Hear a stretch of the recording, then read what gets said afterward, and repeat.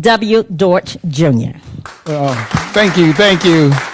Well, good evening to everyone. I want to begin because I understand leadership is everything. I have 5 chapters of 100 Black Men in the metro area. I know Keith Milner, my chair of the 100 Black Men of Atlanta.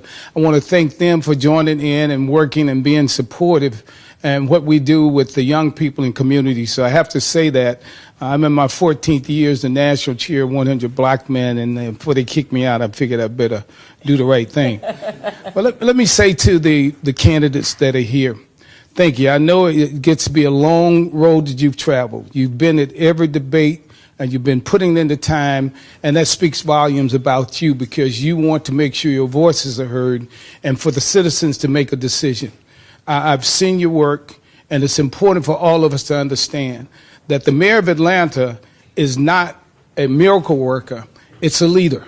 And so the work that has got to be done in this city will be done by community, by faith communities, by business folks, by community leaders. But you got to have people who listen, and that's the important thing about these leaders that are here today. Working with Frida, who's like my little sister, she's been engaged in the community and what she's done with the coalition and with so many other initiatives. When she called, I answer, because there are people like her throughout this city. I've lived here 50 years. My children have gone through public school here. My grandchildren are here. I love this city. I would not live anywhere else. And so for me, having someone who's going to protect this city, but more importantly, protect the citizens of this city. And so for those who are listening today, this is not something to be taken lightly. This is not something that you vote because someone's a friend. It's about voting on real leadership. And so we're at the turning point as we deal with the pandemic. And so I hope you'll listen in, hear what's on the hearts of our leaders that are here.